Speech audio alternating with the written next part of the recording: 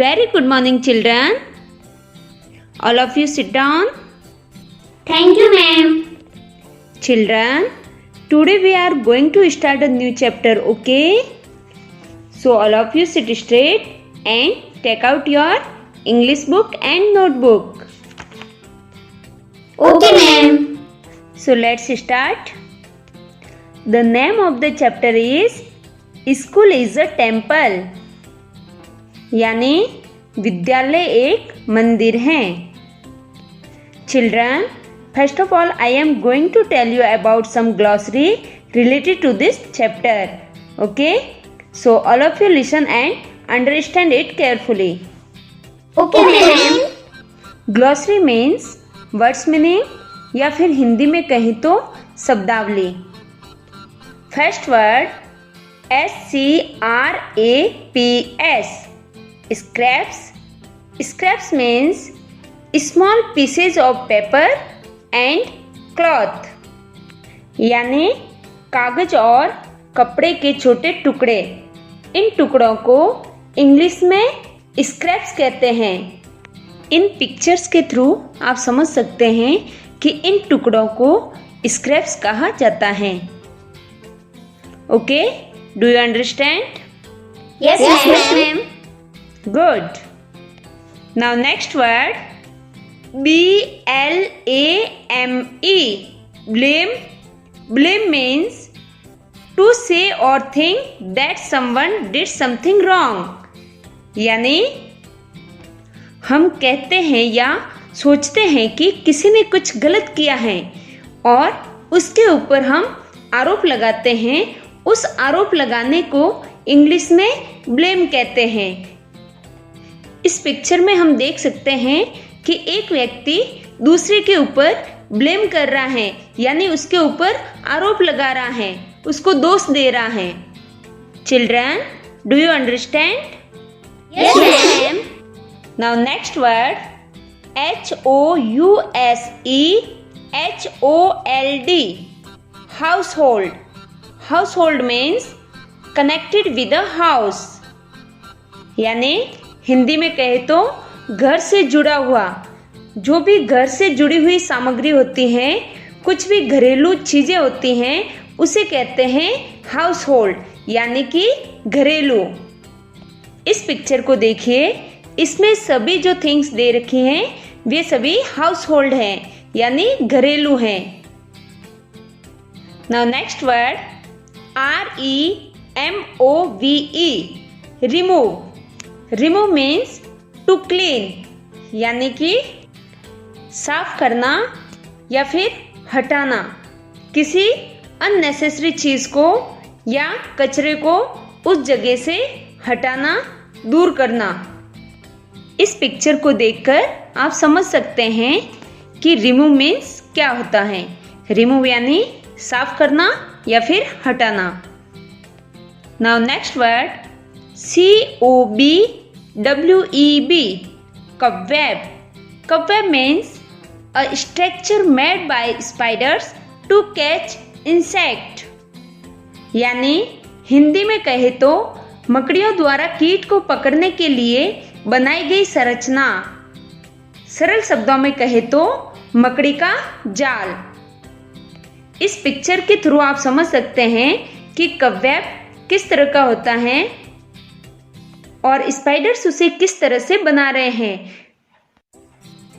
Children, क्या आपने अपने घरों में इस तरह के कबवेब को बने हुए देखा है?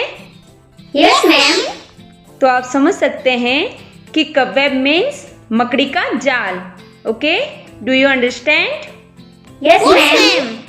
Now next word BROOM. Broom. Broom means a brush with a long handle used for cleaning the floor. यानी एक लंबे हैंडल का ब्रश जिसका उपयोग फर्श साफ करने में या फिर कहें डस्ट साफ करने में किया जाता है, जिसे हिंदी में झाड़ू कहते हैं और इंग्लिश में ब्रूम कहते हैं. चिल्ड्रन, इस पिक्चर को देखकर आप समझ सकते हैं कि ब्रूम किसे कहते हैं. आप देखिए, इस झाड़ू को इंग्लिश में ब्रूम कहते हैं. Now next word ample. Ample. Ample means more than enough, यानी पर्याप्त से अधिक, या फिर कहें अधिक मात्रा में या प्रचुर. Now next word dustbin. Dustbin. Dustbin means large container to collect rubbish and waste material, यानी एक बड़ा पात्र जिसमें वेस्ट मटेरियल और कचरे को इकट्ठा किया जाता है. एक शब्द में कहे तो कचरा पात्र या फिर कूड़ादान. Now next word STOOL. Stool. Stool means a seat without back and arms, यानी बिना बैक और हाथों की एक सीट, जिसे इंग्लिश में स्टूल कहते हैं. बच्चों, आप इस पिक्चर को देखकर समझ सकते हैं कि जिसके पीछे कोई बैक नहीं होती हैं और न ही साइड में आर्म्स होती हैं, उसे इंग्लिश में स्टूल कहते हैं और हिंदी में तिपाई कहते हैं. Okay, do you understand? Yes, ma'am. Very good. Now next word KITCHEN. Kitchen. Kitchen means room in which food is prepared, यानी एक कमरा जिसमें भोजन तैयार किया जाता है. तो उसे इंग्लिश में एक शब्द में किचन कहा जाता है और हिंदी में रसोई घर कहा जाता है. Now next word TEMPLE.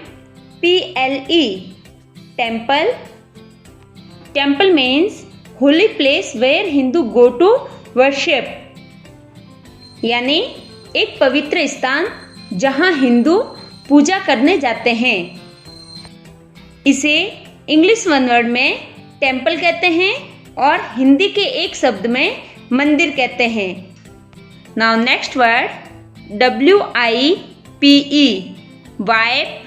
Wipe means to clean dust with cloth, यानी कपड़े से धूल को साफ करना. आप इस पिक्चर में देख सकते हैं कि कपड़े से साफ करने को वाइप कहते हैं और हिंदी के एक शब्द में कहे तो पोंछा लगाना. So children, do you understand all these words? Yes, ma'am. Very good. Children, now everyone write down these vocabulary in notebook and memorize them. Okay? यानी आप सभी इन शब्दावली को अपनी नोटबुक में लिखें व याद करें. Okay, ma'am. Your today's homework is write one word for each of the group of words given below. यानी नीचे दिए गए शब्द समूहों का एक शब्द लिखना है. The first letter of the word is given. Word का फर्स्ट लेटर दे रखा है. तो बच्चों, आज की क्लास में जिन वर्ड्स को हमने समझा है उसी के अकॉर्डिंग आपको ये वन वर्ड कंप्लीट करना है. ओके? Okay, ma'am.